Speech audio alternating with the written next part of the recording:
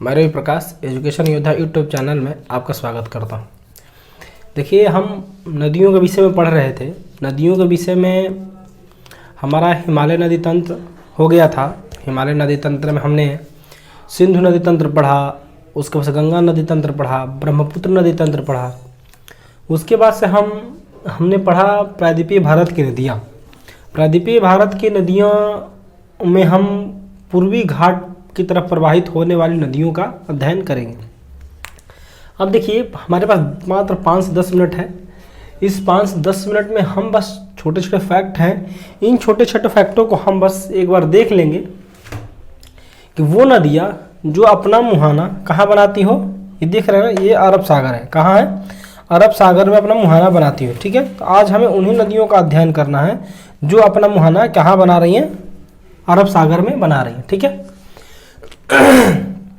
तो हम एक एक फैक्ट, मैंने छोटी छोटी नदियां हैं, इन नदियों के विषय देखिए। एक बात और आपको बता दें, जो ये पूर्वी घाट पर नदियां हैं, पूर्वी घाट पर जल गिराने वाली नदियां, वो पश्चिमी घाट पे जल गिराने वाली नदियों की अपेक्षा बड़ी हैं और ये नदियां डेल्टा का निर्माण करती हैं। मैं कल बताया था कि जितनी सारी बड़ी नदियां हैं वो डेल्टा का निर्माण करते हैं। डेल्टा का निर्माण इसीलिए करती हैं कि वो उनकी जो लंबाई है काफ़ी होती है, तो उसमें जो आने वाले उनके रास्ते में आने वाले गाद हैं, गाद के कारण ही डेल्टा का निर्माण होता है। ठीक है, अब इसके आगे हम पढ़ते हैं, ये हमारा है अरब सागर की खाड़ी शाखा की नदियाँ। अब देखिए, ये अरब सागर में गिराने वाली नदियों में देखो, जो सबसे पहली नदी है, कौन सी नदी है? दिख रहा है ये लूनी आगर के, ये कहाँ से? देखिए, ये गुजरात का दलदली क्षेत्र है। कौन सा क्षेत्र है? ये गुजरात का दलदली क्षेत्र है। आपको दिख रहा है ना, ये देखिए, ये गुजरात का एक दलदली क्षेत्र है। मैं नोटिस कर दे रहा हूँ। ठीक है, देखिए, ये राजस्थान के अरावली, यहाँ एक अरावली पर्वत है। मैं आपको जो पर्वत और पठार पढ़ा था उसमें बताया था, ये राजस्थान के अरावली पर्वत से निकलती है और जा करके, देख रहे हैं ना, ये राजस्थान का अरावली से निकलती है और सांभर झील के पास, देखिए ये है आपका हो गया। मैं एक एक पॉइंट का, ये अपना पॉइंट अपने कॉपी में लिखिए। निकलती कहाँ है? राजस्थान में अरावली से निकलती है और सांभर झील के पास से गुजरात, मैंने ये जो यहाँ बीच में आपको एक सेकंड बता दें, यहाँ पड़ता है सांभर झील। ठीक है, कहाँ पड़ता है? यहाँ पड़ता है सांभर झील। ये सांभर झील के पास से गुजरती है और आपका एक गुजरात का दलदली क्षेत्र है। क्या है? गुजरात का ये दलदली क्षेत्र है। इसको हम बोलते हैं कक्षकारण। क्या बोलते हैं? कक्ष का, दिख रहा है ना, ये कैसे क्या बोलते हैं? कक्षकारण। इसी कक्षकारण में आकर के ये क्या कहते हैं? विलुप्त हो जाते हैं। क्या होती है? विलुप्त हो जाते हैं। तो ये हमारा रहा लूनी नदी के फैक्ट के बारे में। अब देखिए, ये है माही नदी। यहाँ से देखिए इसको, देखिए ये है हमारा कर्क रेखा। हम ये लिख देते हैं कर्क रेखा। ये देखिए हम क्यों बनाए हैं कर्क रेखा, आज यहाँ क्यों जरूरत पड़ी है। देखिए, जो ये हमारा कौन सी है ना, माही नदी, दिख रहा है, ये हमने आपको क्या बना भी दिया, ये है हमारा माही नदी। लिख लीजिए। देखिए, पश्चिम घाट से, कहाँ से? देखिए, देख रहे हैं आपको, माही नदी ऐसी नदी है। क्या है? ये ऐसी नदी है, देखो कर्क रेखा, देखो एक बार यहाँ, इसके बारे में बस एक ही फैक्ट है। माही नदी यहाँ से निकल करके कर्क रेखा है, कर्क रेखा को 2 बार, कितनी बार? 2 बार काटती है और आकर के अरब सागर के मुहाने में अपना, मैंने खंभात की खाड़ी में ये भी मुहाना बनाती है। ठीक है, बात क्लियर? आइए, अब हम ये साबरमती, ये देखा ना आपने अक्सर गुजरात गांधी आश्रम सुना होगा, साबरमती। तो ये है साबरमती नदी। कौन सी नदी है ये? साबरमती नदी है, जो राजस्थान के उदयपुर, ये पूरा राजस्थान का भाग है, एक राजस्थान का उदयपुर जिला है। हम लिख देते हैं उदयपुर। ये राजस्थान के उदयपुर से निकलती है और ये एक जिला मेवाड़ पड़ता है। देखिए, उदयपुर हो गया, वहां से निकलती है। ठीक है, उदयपुर जिले में एक मेवाड़ जगह है, यहाँ दिखता है ना, उदयपुर जिला है, उसमें एक मेवाड़ जगह, वहां से निकलती है ये। ठीक है, और ये गुजरात होते हुए, किधर होते हुए? गुजरात होते हुए आकर कहाँ मिलाती है? खंभात की खाड़ी में। देखिए कौन सी खाड़ी है? खंभात की खाड़ी। ठीक है, तो ये हमें ध्यान रखेंगे कि ये कहाँ आकर मिलती है? खंभात की खाड़ी में। क्लियर हो गया? आइए, अब देखिए, ये बात क्लियर हो गई। साबरमती कहाँ से निकलती है? देखो, लूनी नदी, ये भी राजस्थान से। साबरमती, ये भी राजस्थान से और मिलती है। ठीक है, माही नदी, ये आपका ऐसे निकल करके फिर यहीं से अपना 2 बार काटती, इसका फैक्ट है। अब देखिए ये का गुजरात का शहर गांधी, गुजरात की राजधानी क्या गांधीनगर, कौन सी है, गुजरात की नगर गांधीनगर है। यहाँ पे ये गांधीनगर इसी साबरमती के किनारे पड़ती है। बार बार कई बार एग्जाम में पूछा है गुजरात की राजधानी गांधीनगर किस नदी किनारे स्थित है, तो गुजरात की राजधानी गांधीनगर किस नदी किनारे स्थित है, साबरमती नदी का किनारे। ठीक है, आई माही नदी के बारे में। अब देखिए बेसिकली हमने नर्मदा और तापी के बारे में चर्चा की है, तो हमें जब पढ़ा रहे थे देखिए ये कहा आपका नर्मदा नदी है, यही क्या है तापी नदी है, देख रहे हैं ना, ये आपका नर्मदा नदी, ये है तापी नदी। देखिए आप एक बार अच्छा से देख लीजिए, देखिए दिख रहा है आपको, तो ये सागर देखो, ये सबसे आपको एक बात बता, इस नर्मदा फैक्ट क्या है, ये अरब सागर में गिराने वाली सबसे बड़ी नदी है। क्या है, अरब सागर में मुहाना बनाने वाली यही है। देखिए इसको नोट करिए, और ये क्या है, अरब सागर में गिराने वाली। हम आपको जो पढ़ा रहे हैं तो ये कौन सी, देखो हम ये पढ़ा थी मैकाल पहाड़ी, कौन सी पहाड़ी यहाँ है, मैं आपको पढ़ा रहा था, तो महादेव, मैकाल और क्या पढ़ा था आपको, तो ये है मैकाल पहाड़ी। कौन से है, मैकाल पहाड़ी। मैकाल पहाड़ी पे एक चोटी है, मैं आपको उस दिन बताया था, मैकाल पहाड़ी पर एक चोटी अमरकंटक चोटी, और इसी अमरकंटक चोटी से निकलती है और अपना ये मुहाना बनाती है। नर्मदा नदी के बारे में पिछले भी पढ़ा है, इस बार भी बता दिया आपको कि ये अपना हो गया हमारा नर्मदा नदी। ठीक है, ये कि जो अब देखिए यह तापी नदी के बारे में, किसके नदी के बारे में, तापी नदी। ये मैकाल था, मैकाल से पहले एक ये पड़ता था कौन सा, महादेव। आपको याद होगा जब मैं पढ़ा था महादेव, तो ये कहाँ से निकलती है, महादेव पहाड़ी से निकल करके ये भी कहाँ बनाती है अपना, ये मुहाना कहाँ बना देती है, कहाँ मुहाना बनाती है, ये अपना ये भी अरब सागर की खाड़ी शाखा में मुहाना बनाती है। क्लियर होगी बात। अब देखो तो जो नर्मदा नदी है जो ये पहाड़ से निकलती है, ठीक है, और ये अपने भ्रंश घाटी में, हमें पता है कि दोनों घाटियाँ भ्रंश घाटी बनाती हैं। भ्रंश घाटी क्या होती है मैं बता चुका हूँ, अगर आपको नहीं पता है तो हमारे पीछे की वीडियो में जाकर देखिए और वहाँ से पता करिए क्या होती है भ्रंश घाटी। ठीक है, ये क्या है, अपने भ्रंश घाटी में प्रवाहित होते हुए, देखिए ये क्या है, पूरा इधर भी पहाड़ है, इधर भी पहाड़ है, ठीक है, तो ये अपने भ्रंश घाटी में प्रवाहित होते हुए, ठीक है, और एक देखिए पश्चिम में भड़ौच, एक स्थान है भड़ौच के पास खंभाती खाड़ी, देख रहे हैं ना, यहाँ क्या है, एक भड़ौच है, क्या है, हम लिख दें क्या, चलिए लिख देते हैं भड़ौच, ठीक है, ये भड़ौच में अपना क्या करते हैं, मुहाना बनाते हैं। क्लियर हो गया। चलिए अब देखिए ये तो बात होगी भड़ौच, लेकिन एक बात और जानिए, एक मध्य प्रदेश का एक डिस्ट्रिक्ट है जबलपुर। कौन सी डिस्ट्रिक्ट है, एक मध्य प्रदेश का डिस्ट्रिक्ट है जबलपुर। जबलपुर में एक आप लोगों ने अक्सर नाम सुना धुआंधार जलप्रपात।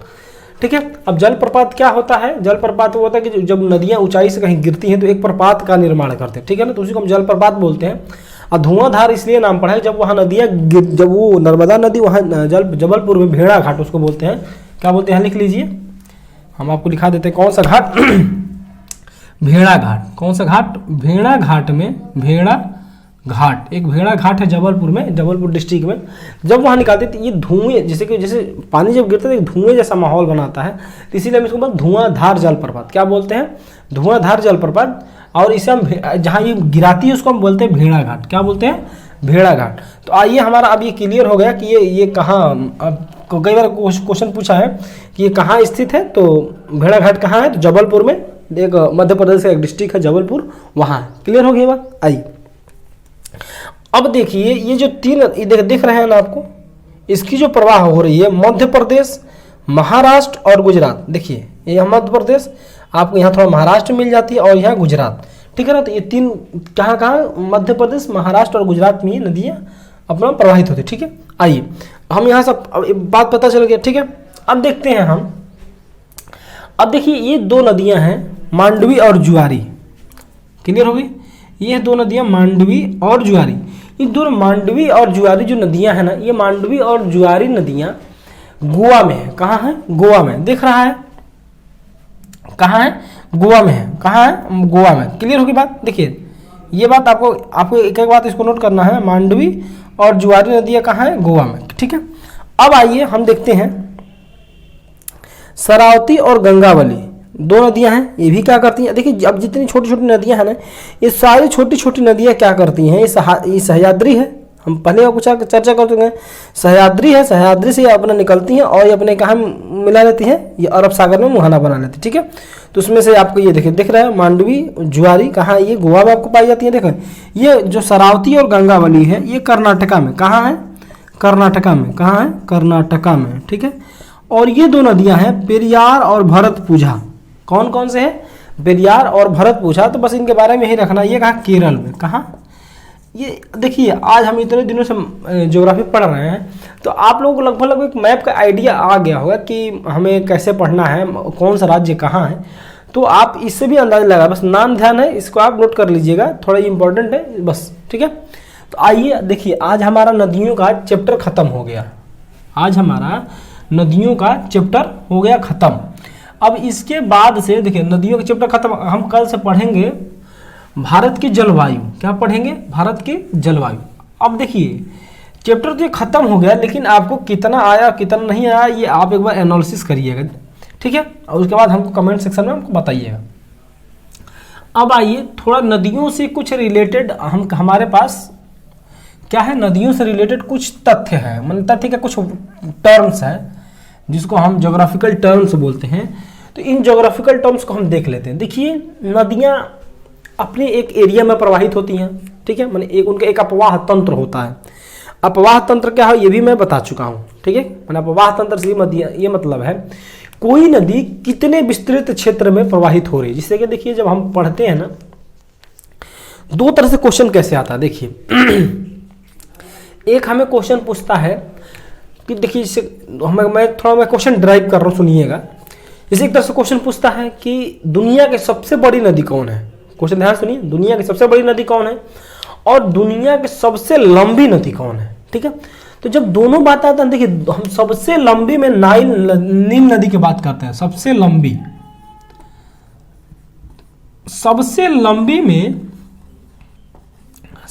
हम नील नदी की बात करते हैं। और सबसे बड़ी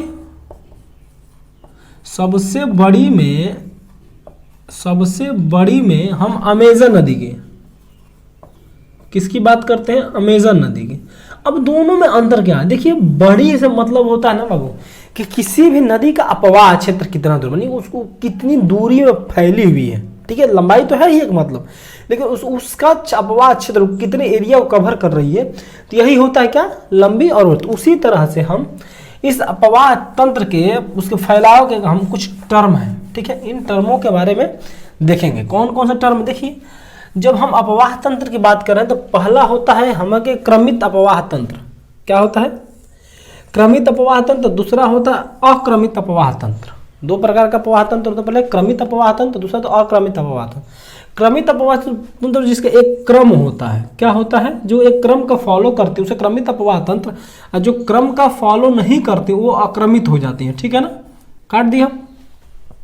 अब इसमें हम दो तरह की नदियों के बारे में पढ़ते हैं। कौन कौन सी, दो तरह की नदियां, ठीक है। देखिए एक होता है अनुवर्ती नदी, ठीक है, एक होता है परवर्ती नदी। देखिए अनुवर्ती नदी और परिवर्ती, देखिए अनुवर्ती नदियां वो नदियां होती हैं जो अपना मार्ग नहीं बदलती हैं और वो एक चट्टानों के बीच से प्रवाहित होते हैं, उनका मार्ग कोई परिवर्तन नहीं होता है और वह अपने चट्टानों के अंदर माने वो चट्टानी इलाकों में प्रवाहित होती हैं, ठीक है, यानी वो बहुत क्या होती हैं, पुरानी होती हैं, ठीक है। इन नदियों को हम क्या बोलते हैं, अनुवर्ती नदी। अनुवर्ती नदी में देखिए क्या है, जैसे हमारा आप देख सकते हैं ये गोदावरी, कृष्णा, कावेरी, ये अनुवर्ती नदियों का उदाहरण है। जैसे ये जो अनुवर्ती ये नदियां जो हैं प्राचीन काल से प्रवाहित होते हुए जब इसका विभाजन नहीं हुआ तो गोंडवाना लैंड और अंगारा लैंड के जब विभाजन नहीं तब से प्रवाहित होते हुए नदियां और आज भी प्रवाहित हो रही हैं, ठीक है। तो ये हो गई कौन सी नदियां, अनुवर्ती नदी। ये हो गया परवर्ती नदियां कौन, देखिए परवर्ती नदियां वो नदियां होती हैं, अगर मान लीजिए कोई नदी है, ये क्या है, ये कोई नदी है और उस पर अगर कोई नदी अगर 90 डिग्री पे, कितने डिग्री पे, 90 डिग्री पे मिल रही है ना, तो ये होती है कौन, परवर्ती नदियाँ। ये क्या होती हैं, परवर्ती। तो मैथमेटिकल सामने आपको समझा रहा हूँ, ये क्या होती हैं, परिवर्ती नदियाँ। जैसे देखिए सिंध, बेतवा, केन, देख रही है, सिंध, बेतवा, केन जो होती हैं ये यमुना से, जैसे यमुना प्रवाहित होती है, यमुना से 90 डिग्री पे जाकर दक्षिण से मिलती हैं, ठीक है। तो ये हो गई आपकी कौन सी, परवर्ती नदियाँ। अब देखा क्रमवर्ती अपवाह तंत्र में भी हम दो पढ़ते हैं, कौन सी, दो पढ़ते हैं, ठीक है। पूर्ववर्ती नदी, देखिए पूर्ववर्ती नदियाँ क्या होती हैं, हम देखते हैं ना पूर्ववर्ती नदियाँ क्या होती हैं। देखिए पूर्ववर्ती नदियाँ में जहाँ हम देखते हैं कि वो नदियाँ जो नदियाँ वो पहाड़, जैसे कि हिमालय के उत्थान से पहले, किसके, हिमालय के उत्थान से पहले प्रवाहित हो रही हैं और आज भी प्रवाहित हो रही हैं, उसी मार्ग में प्रवाहित हो रही हैं, वैसी नदियों को हम क्या करते हैं, पूर्ववर्ती नदियाँ बोलते हैं। ये नदियाँ देखिए, ये नदियाँ क्या है ना कि ये आज भी अपने मार्ग को काट रही हैं, क्या कर रही हैं, आज भी ये अपने मार्ग को काट रही हैं, ठीक है। क्यों, क्योंकि हिमालय का विकास हो गया, ये अपने अपने अपने धरातल को प्राप्त करने के लिए आज भी ये अपने मार्ग काट रहे हैं, इसीलिए पूर्ववर्ती इनको बोला, इसको अनुवर्ती इसलिए बोला जाता है कि ये अपने मार्गों को प्राप्त कर चुकी हैं, ये अपने धरातल को तो प्राप्त नहीं कर चुकी हैं, लेकिन ये जो अनुवर्ती नदियाँ हैं ये धरातल को प्राप्त कर चुकी हैं, यही इनमें अंतर है, ठीक है। अब आज देखिए ये हो गया। अब देखिए पूर्ववर्ती नदियाँ, वे नदियाँ जो स्थल, हाँ ठीक है, ये है ना, ये जहां देखिए, अब देखिए हम कंपैरिजन पढ़ा रहा हूं, अनुवर्ती नदियां जहां ढाल का अनुसरण करती हैं, देखिए इनमें क्या है, अनुवर्ती नदियां ढाल का अनुसरण करती हैं और ये अपने समुद्र तल को प्राप्त कर चुकी हैं, अनुवर्ती नदियां। प्रवर्ती नदियां जो 90 डिग्री पे जाके मिलती हैं। पूर्ववर्ती नदियां वे नदियां जो अपने ढाल का अनुसरण तो करती हैं लेकिन अभी इनको धरातल तल नहीं मिला हुआ है, ठीक है, समुद्र का जो धरातल तल है इनको मिला नहीं, ये आज भी उस पहाड़ को काट रही हैं, ठीक है। तो ऐसे पूर्ववर्ती, अब देखो पूर्वारोपित नदियां कहाँ होती, पूर्वारोपित नदियां वो नदियां होती हैं जो अपने ढाल का अनुसरण नहीं करती हैं, क्या करती है, अपने ढाल का अनुसरण न करके ढाल के विपरीत दिशा में प्रवाहित होती हैं, उससे हम कहते हैं पूर्वारोपित नदियां, जैसे कि स्वर्ण रेखा नदी हो गई, सोन नदी हो गई, चंबल हो गई, बनास हो गई, ठीक है, जो मालवा हम उधर देखते हैं। तो जो ये नदियां हैं, तो ये जैसे यहाँ छोटा नागपुर पठार भी प्रवाहित होने वाली नदियाँ थी, ठीक है। तो ये नदियाँ क्या कहते हैं, अपने ढाल का अनुसरण नहीं करती हैं, तो ये नदियाँ कैसी होती हैं, पूर्वारोपित नदियाँ होती हैं। तो ये चार तरह के, देखिए ये जो टर्मोलॉजी है ना, ये टर्मोलॉजी बहुत ही इंपॉर्टेंट है, ये एग्जाम में तो हम कहने की बहुत कम आया है, लेकिन ये जो एग्जाम ज्योग्राफी है, ज्योग्राफी को समझने के लिए क्या है, ज्योग्राफी को समझने के लिए मोस्ट इंपॉर्टेंट है। तो इस तरह से हमारा आज ये नदियों का चैप्टर खत्म हो गया। कल हम पढ़ेंगे भारत के झील के विषय में, किसके बारे में, भारत के झील के विषय में, भारतीय झील कौन राज्य में, कि हम मोटा मोटी एक फिगर खींच करके ड्रॉ करके बना देंगे किस राज्य में कौन झील है, बस आप उसको नोट करके याद कर लीजिएगा, झीलों से प्रश्न आते हैं तो ये अक्सर हो जाएगा। उसके बाद एक इंपॉर्टेंट चैप्टर चालू होगा हमारा भारतीय जलवायु, ठीक है, जलवायु के बारे में पढ़ेंगे, मौसम के बारे में पढ़ेंगे, ठीक है। तो इस तरह से हम अब धीरे धीरे चल रहे हैं। तो आइए देखिए, एक कहा होता है ना कि कोशिश करने वालों की हार नहीं होती है, तो इसी कोशिश में हम भी लगे हैं। आप हमें हारने मत दीजिएगा, और आपसे यही रिक्वेस्ट बार बार है कि आप इस वीडियो को ज़्यादा से ज़्यादा लाइक, सब्सक्राइब, कमेंट जरूर करें, ताकि हमें क्या है, हार महसूस ना हो। आपका लाइक सब्सक्राइब कमेंट में ही क्या है, हमारी जीत है। चलिए ठीक है, इसी के साथ धन्यवाद, बहुत बहुत धन्यवाद।